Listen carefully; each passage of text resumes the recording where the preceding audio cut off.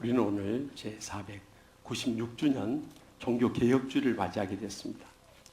지난날 우리 한국교회는 세계 기독교 역사상 유례를 찾기 어려울 정도로 뜨거운 불길이 타올랐습니다. 그러나 지금 한국 교회마다 언행불일치의 삶과 끊임없는 내분으로 인해서 어둡고 썩어가는 세상을 빛과 소금으로 밝게 해주기보다는 세상 사람들의 손가락질을 당하고 지탄의 대상이 되고 있는 현실입니다.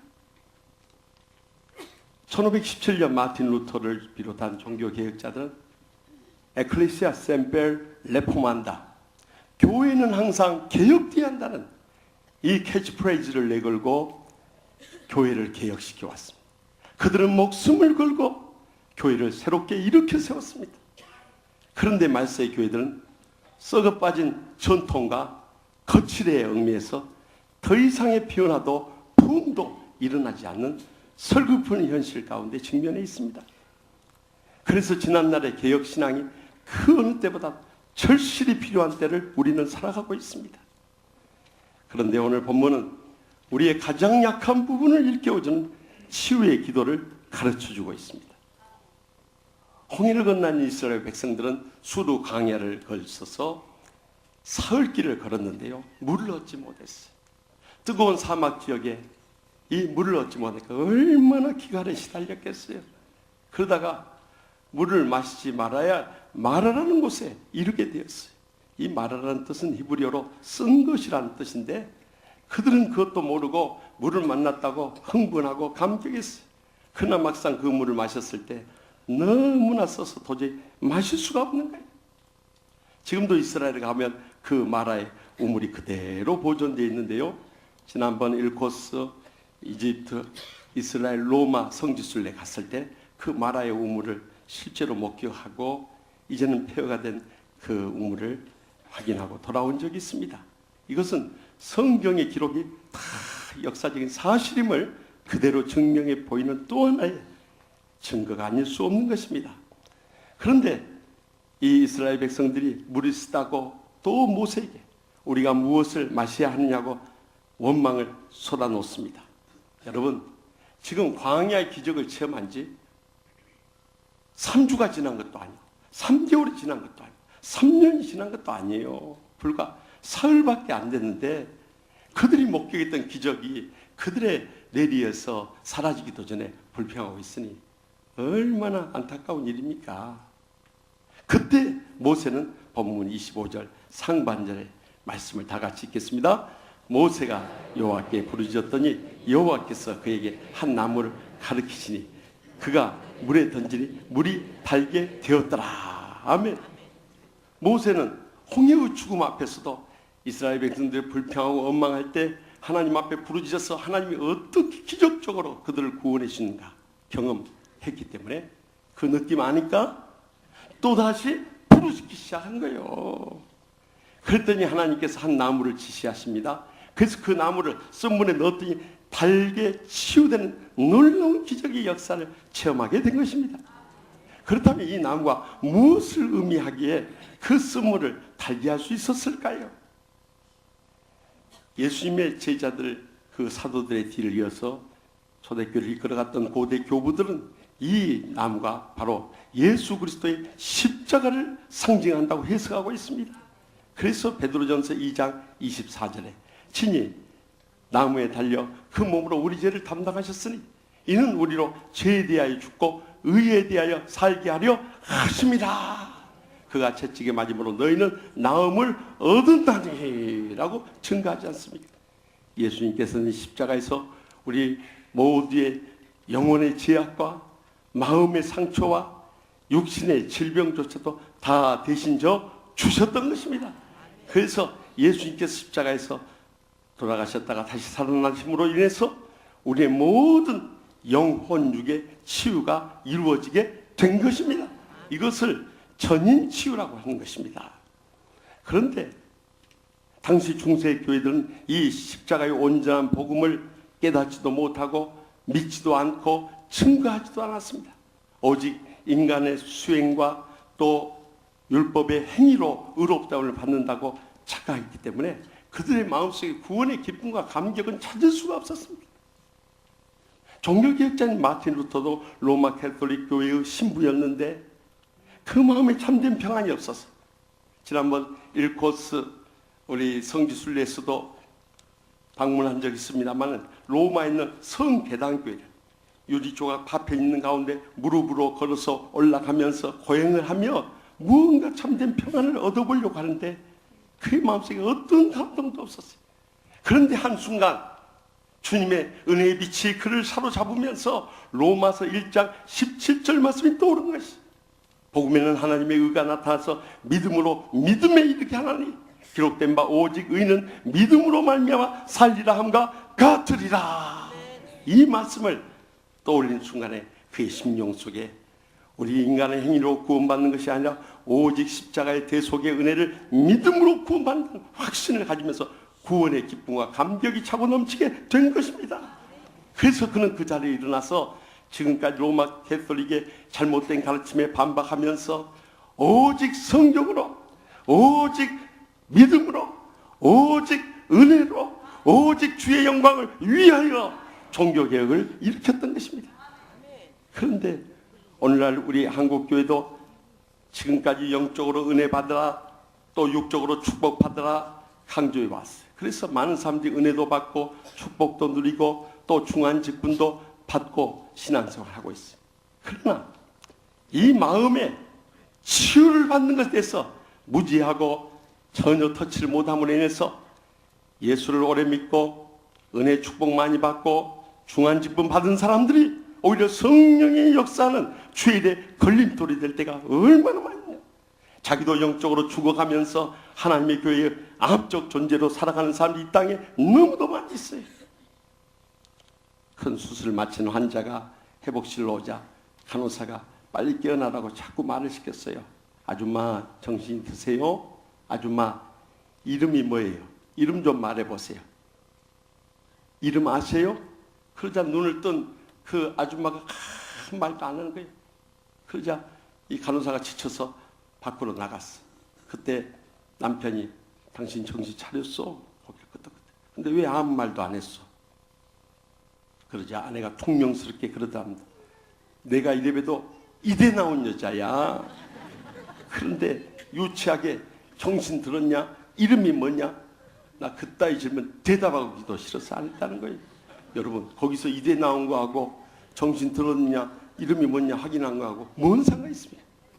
오늘날 많은 때 은혜 받고 축복 누리고 내가 이 중한 직분을 받았다고 하면서 자기는 다 한 채 주님처럼 높은 자리 하나님의 영광을 거머쥐고 교회를 좌지우지하려는 사람들이 이 땅에 이 교회들을 어지럽힌 사람들이 얼마나 많은지 알아요. 그래서 교회마다 가보면 불화와 분쟁이 없는 교회가 있어요. 이것이 바로 마지막 때 우리의 개혁 대상이라는 것을 잊지 마시기 바랍니다. 이번에 이코스 터키 그리스 성지순례 가는데 그리스 가이드였던 아테네 한인연합교회 김경자 집사님을 만나게 됐어요. 그가 평신도지만 그곳에 25년 동안 살면서 얼마나 성경 지식이 해박하고 또 그 배경에 대해서 잘 알고 있는지 제가 너무도 많이 배우고 왔어요. 이제 명년에 우리 사도행전 강의할 때 그때 자세히 여러분들 풀어드리겠습니다. 그런데 그분이 처음 시작할 때 이런 말을 해요. 성지순례는 성질순례입니다. 그런 거예요. 왜 성지순례가 성질순례인가? 성지순례를 며칠 같이 다니다 보면 평상시 감추어졌던 그들의 성질이 다 드러난다는 거예요. 여러분 꼭 성질순례 가봐야 성질이 드러납니까? 가정에서도 터져나오고 직장에서도 터져나오고 심지어 하나님의 교회 안에서도 터져나왔어. 어지럽힌 사람들이 얼마나 많이 있어요. 지난 주간 풍성의 인도한 교회도 여기 강서구에 있는 큰 교회예요. 우리 교단 교회예요. 10년 전에 젊은 목사님 오셔서 100여 명 모일 때 지금 600여 명 모이는 교회로 급성장시킨 교회예요. 그런데 그 교회 주인 행세를 하는 장로 두 사람이 교회의 목회의 발목을 잡고 하는 일들만 다 하고 막는 거예요. 그래서 주의 종은 주의 종도 힘이 팔릴 뿐만 아니라 교인들은 다 떨어져 나가기 시작했어요. 큰 시험에 빠져 있었어요. 저는 그 교회 형편 모르니까 그저 성령이 감동하신 대로 제가 그 교회 목회할 것도 아니고 또 다시 불러줄 것도 아니어서 저는 하나님의 종으로서요.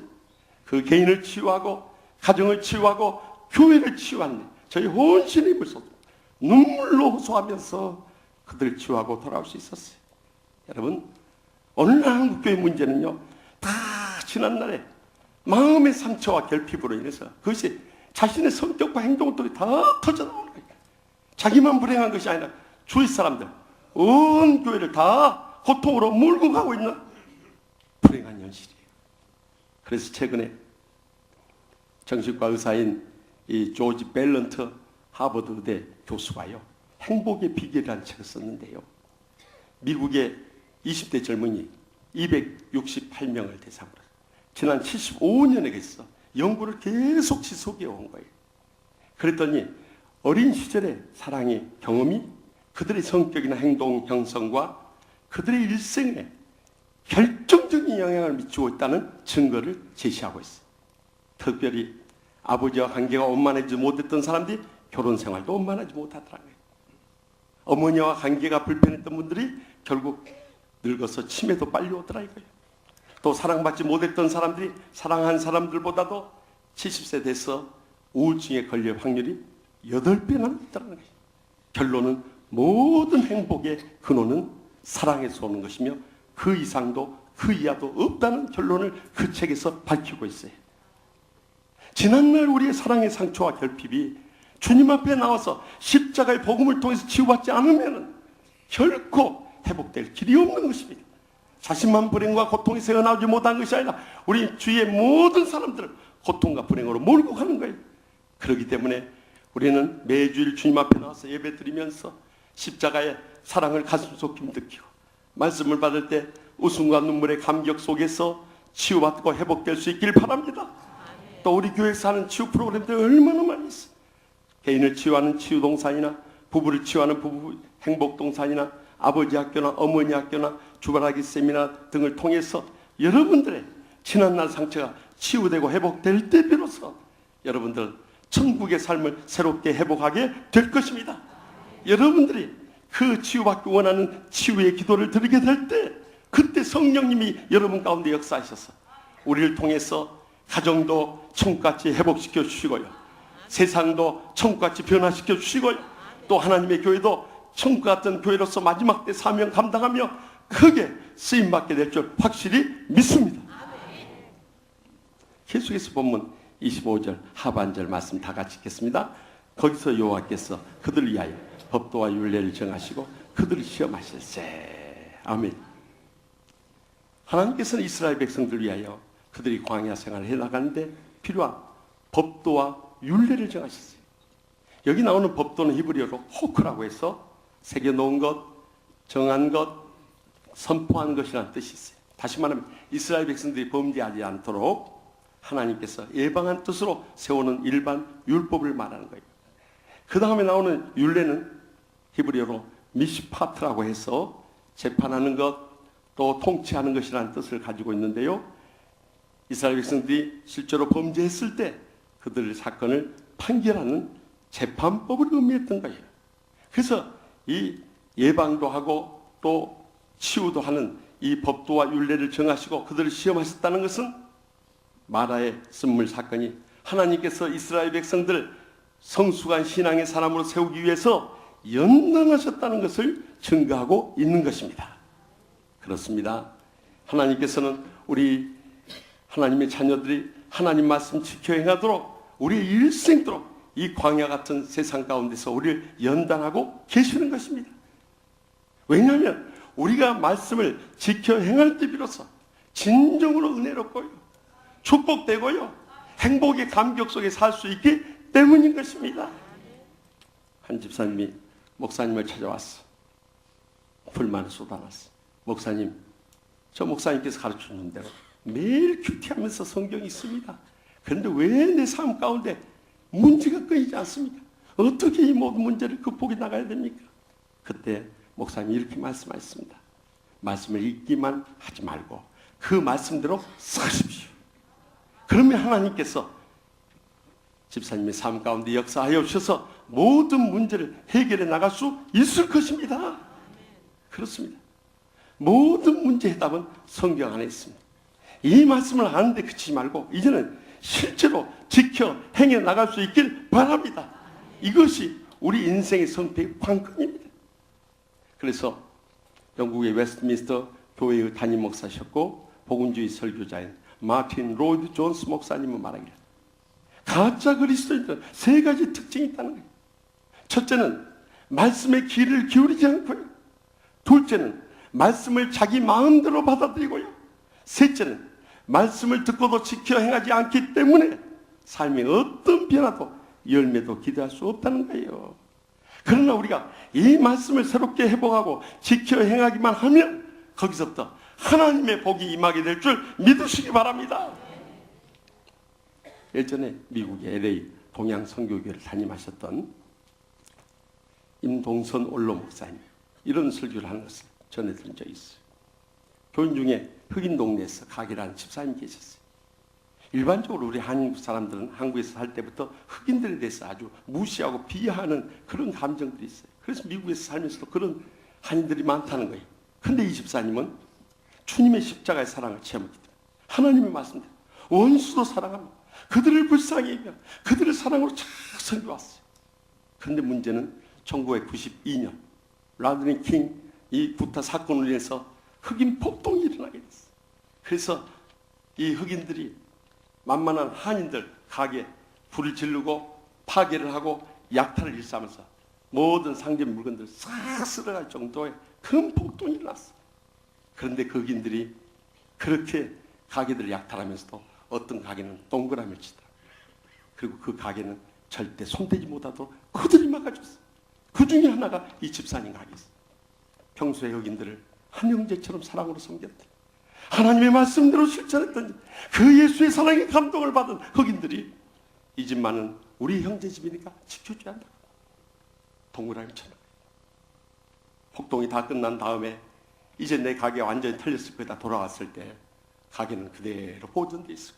거기에 찐 동그라미 보면서 눈물이 그렇게 쏟아지더래요. 우리가 예수의 사랑을 그대로 해요. 하나님께서 그 가게를 지켜주셨던 거예요. 이 목사님은 설교의 마지막에 이렇게 마무리합니다. 지금은 어렵고 힘들지라도 하나님 말씀 붙잡고 그대로 믿음으로 살아가는 사람들이 결국에 하나님께서 복을 주시더라는 겁니다. 이제는 그 말씀에 대한 신앙을 회복해야 할 때입니다. 사실 종교개혁이 일어날 때는 완전히 말씀을 떠나 있었어요. 그래서 성경에도 없는 마리아를 숭배하고 성인을 숭배하고 베드로 성당을 짓기 위해서 연옥선을 만들고 면죄부를 팔고 심지어는 성지까지 매간매직하는 이런 부패되고 타락한 모습들이 캐톨릭교에서 터져나왔어. 그때 종교개혁자들은 말씀으로 돌아갔다. 사제의 손에 붙잡힌 바 되었던 이 성경을 이제는 평신도들에게 돌려주기 시작한 거예요. 그래서 이 성경을 인쇄해서 많은 교인들에게 다 나눠주기 시작했어요. 교인들도 이 말씀을 통해서 주님을 만나게 해주시고 성령의 은혜를 체험하게 해주시고 날마다 이 말씀의 은혜와 축복을 누리며 행복하게 살 수 있는 길을 열어준 것이 바로 종교개혁의 또 하나의 위대한 역사였던 것입니다. 이제는 우리가 이 말씀을 들고만 다니면 뭐 할 겁니까? 책상에 꽂아놓으면 뭐 할 거예요? 후탁교인이라고 있잖아요. 한 주간 내내 성경 안 읽으니까 먼지가 쑥 쌓였어요. 교회 올 때 불어가지고 안 되니까 탁탁 쳐가지고 끼고 온 사람 후탁교인이라는 거예요. 이제는 날마다 하나님 말씀에 귀를 기울이고 나에게 어떻게 말씀하시는가에 대해서 순종하며 살아갈 수 있길 바랍니다. 하나님께서 사랑하라고 하면 사랑하고요, 용서하라면 용서하고요, 감사하라면 감사하고요, 아멘 하라면 아멘 하시기 바랍니다. 여러분, 주님이 말씀하는 대로 살아갑니다. 여러분, 성경에 나오는 인물 중에 잠시만요, 그동안 말씀을 참 많이 들었습니다만 오늘 처음 뵙겠습니다 라고 인사한 사람이 누군지 아세요? 성주순례를 안 가서 모르시죠? 제가 이번에 가서 들은 이야기입니다만 시각장애인 바디메오랍니다. 바디메오가 눈을 뜨고 나서 그의 아내를 보고 처음 한 말이 잠시만요. 말씀은 많이 들었습니다만 오늘 처음 뵙겠습니다. 말 됐죠? 오늘날 말씀에 많은 크리스찬들이 잠시만요. 그동안 말씀을 많이 들었습니다만 이런 신앙생활하는 거 오늘 처음 봅니다. 얼마나 당황스러워요. 여러분, 이제는 우리가 이러한 사실을 아는데 그치지 않고 실천할 수 있도록 말씀의 양육을 받을 수 있길 바랍니다. 그래서 내 자발적으로 기쁨으로 실천했던 신앙의 자리에까지 이르러야 된다는 거예요. 이번에 터키 그리스 성지 순례하는 가운데 열째 날 되는 날 그리스의 깊은 산중에 있는 메테오라 수도원에 이르게 됐어요. 그것은 거대한 암벽산 꼭대기에 수도원이 있는 거예요. 그건 세상을 떠나서 물과 식량을 공급하기도 밧줄로 오르내리면서 얼마나 불편하겠어요. 그런데 주님과의 깊은 영적 교제를 나누고 말씀의 양육을 받기 위해서 그 수도원에 갇혀서 수도 생활하는 이들이 그 산 꼭대기에서 생활하고 있었던 거예요. 그런데 전해 들어오는 이야기에 의하면은 한 번은 수도원장이 그곳에 수도하러 온 수도사에게 앤서니라고 하는 수도사가 있었는데 큰 말씀을 사모하고 그 말씀에 순종하고 심지어는 수도원장이 앤서니 어디 있느냐 하면 네 지금 갑니다 하고 가피 달려올 정도로 아주 순종적인 수도사가 있었어요. 그래서 훈련을 잘 받는 가운데 정식 수도사가 되었어요. 그리고 수도원장님이 세상에 볼 일이 있어서 얼마 동안 내려갔다가 돌아왔더니 그 앤서니가 세상을 떠나버렸어요. 그렇게 착하고 충성된 종이 어떻게 이렇게 급히 갈 수 있는가? 앤서니 묻은 무덤을 찾아갔어요. 그곳에 너무 슬퍼서 앤서니가 그리웠어요. 앤서니 어디 있느냐? 앤서니 어디 있느냐? 하고 불렀대요. 그런데 그 무덤에서 소리가 들려오는 거예요. 네, 지금 갑니다. 네, 지금 갑니다. 하는 소리가 들려. 그것도 그의 심장이 묻은 자리에서 그 음성이 들려오더라고요. 그는 심장에서 기쁨으로 항상 순종했기 때문에 죽은 다음에도 그 심장에서 네, 지금 갑니다. 네, 지금 갑니다. 하는 소리가 들렸던 거예요. 여러분, 우리가 강해 같은 인생을 살아갈 때 이런 신앙을 회복하기 전에는 어떤 인생도 성령의 은혜가 충만할 수 없고 행복이 차고 넘칠 수 없고 축복을 누리며 살 수 없는 것입니다. 그것을 연단하기 위해서 주님께서 우리의 광야 생활에 훈련을 시키고 있는 거예요. 그래서 신명기 8장 2절 말씀에 보면 내 하나님 여호와께서 이 40년 동안 내게 광야의 길을 걷게 하신 것을 기억하라. 이는 너를 낮추시며 너를 시험하사 내 마음이 어떠한지 그 명령을 지키는지 지키지 않는지 알려 하심이라 하고 강조하지 않습니까? 이제는 우리의 말씀에 회복을 이루어야 되는 거예요. 그래서 처음 믿는 분이나 또 기초부터 신앙을 닫기 원하신 분들은 알파 코스에 꼭 오셨어요. 처음부터 배우셔야 돼요. 그리고 성령 수양에 가서 갈급한 은혜를 삼으면 성령의 뜨거운 은혜를 꼭 체험할 수 있길 바랍니다. 더 나가서 제자 훈련을 통해서 우리의 모났던 신앙인의 삶의 모습을 철저히 깨워주고 부서지고 주님의 참된 제자로 거듭날수록 훈련받을 수 있길 바랍니다. 이렇게 말씀의 양육을 사모하는 치유적 기도를 드리게 될 때 우리의 신앙도 성장할 뿐만 아니라 우리의 앞길 열려질 뿐만 아니라 우리의 일생이 하나님 손에 붙잡힌 바에서 복되게 쓰임받게 될 줄 확실히 믿습니다. 마지막으로 26절 말씀 다 같이 읽겠습니다. 이르시되 너희가 너희 하나님 나 여호와의 말을 들어 순종하고 내가 보기에 의를 행하며 내 계명의 길을 기울이며 내 모든 규례를 지키며 내 내린 모든 질병 중 하나도 너희에게 내리지 아니하리니 나는 너희를 치료하는 여호와임이라. 아멘. 이스라엘 백성들이 하나님 말씀 듣고 순종하고요, 하나님 보시기에 의를 행하고요, 하나님의 계명 즉 커맨스라고 해가지고 하나님의 율법의 말씀을 말하는 것입니다. 거기에 귀를 기울이고요, 또 하나님의 모든 규례 디크리즈라고 해가지고 이것은 재판의 판례를 말하는 것입니다. 그것을 지켜 행하면요 애굽 사람이 내린 질병 중 하나도 그들에게 내리지 않으리라고 약속하십니다. 나는 너희를 치료하는 여호와니라 하고 약속하신 거예요. 결국 이 치료하시는 하나님을 믿고 따라갔을 때 그들은 물샘 12시 물이 차고 넘치고요. 또 종려나무 70그루가 그들에게 안식을 보장해주는 엘림이라는 곳에 이르게 됐어요.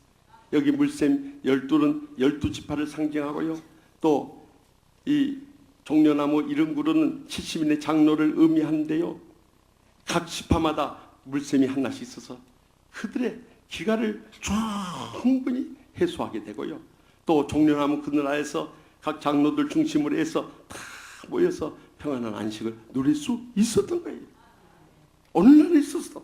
우리가 치료하시는 하나님을 믿는다면 그분을 믿고 따를 때 우리도 참된 평안과 안식과 풍요의 삶을 살게 될 것을 약속하고 있는 것입니다.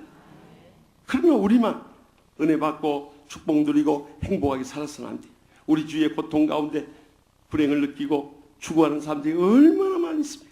그래서 일찍이 제가 프린스턴 신학대학원에 갔을 때 첫 클래스에서 목회상담의 이론과 실제를 가르친 크리스틴 뉴거 교수님이 처음으로 레커멘드 해준 책이 있었어요. 그것은 예일대학교 교수였고 은퇴 후에 저기 캐나다 장애우 공동체인 데이브레이크에 가서 일생을 봉사하다가 하늘나라로 떠나가신 헨리 나우엔 박사가 쓰신 The Wounded Healer, 상처 입은 치유자라는 책이었어요.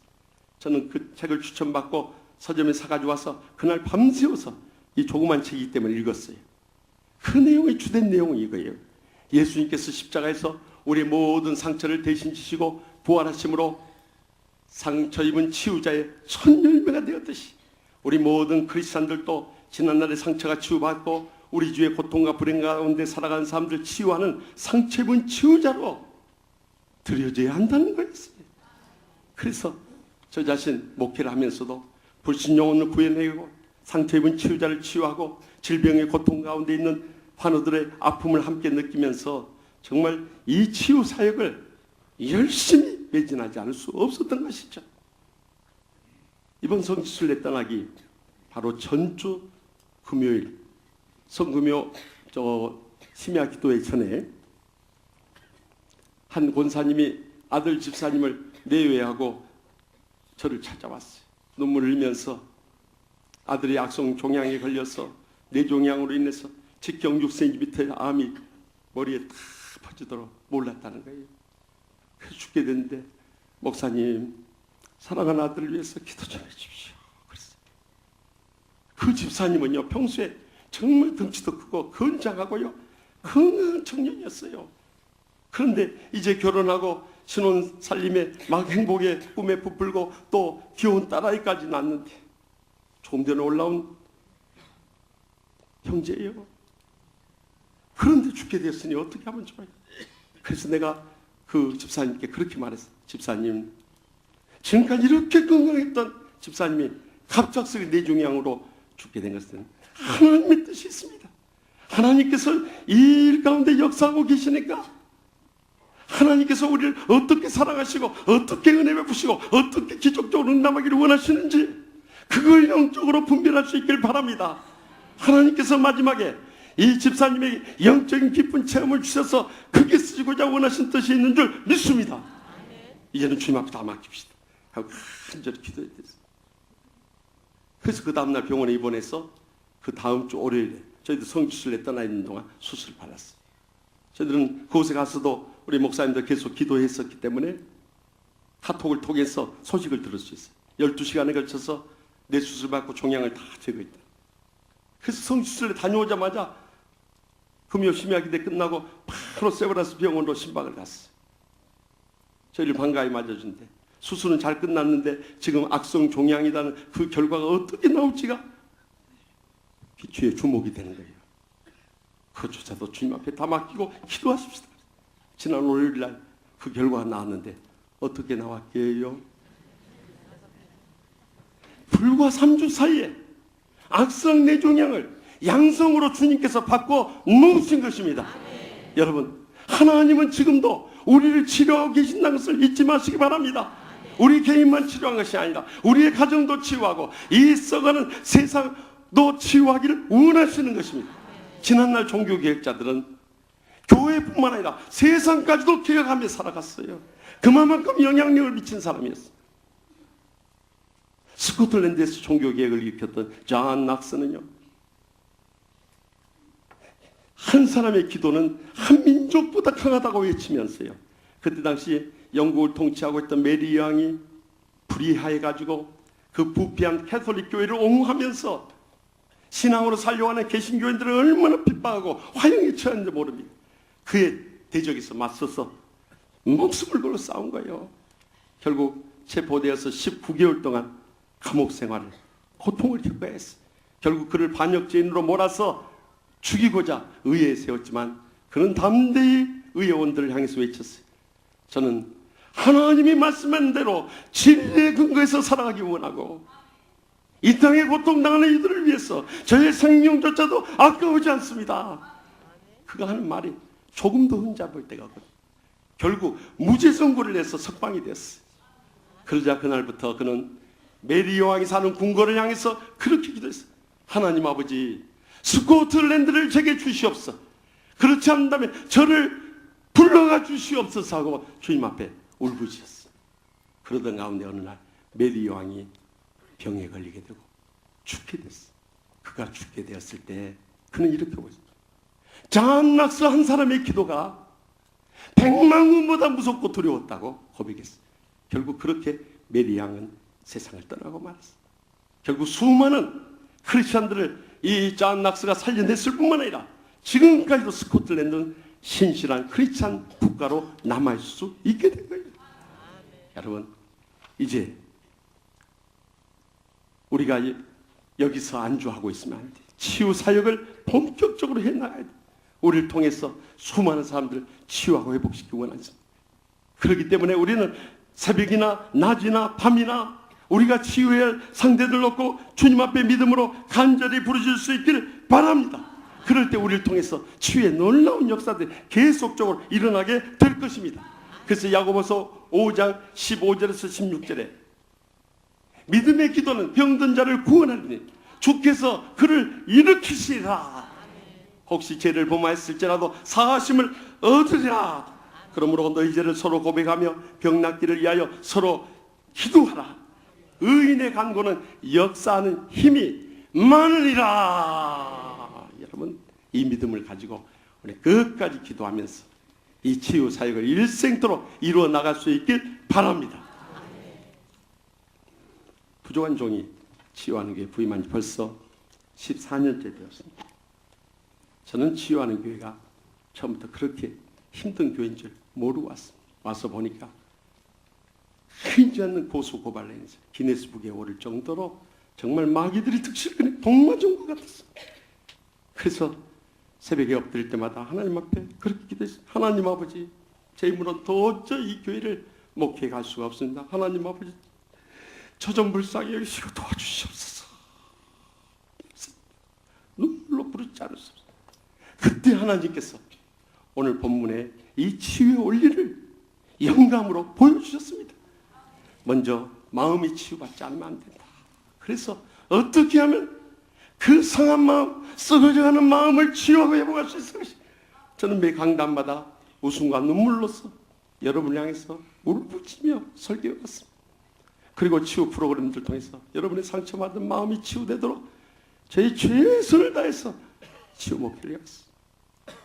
놀라운 것은 그 치유 프로그램 가운데 원수처럼 지냈던 사람들이 서로에게 용서를 구하고 끌어안고 감기고 우는 모습을 볼 때 정말 잊을 수 없는 감동적인 장면이었어요.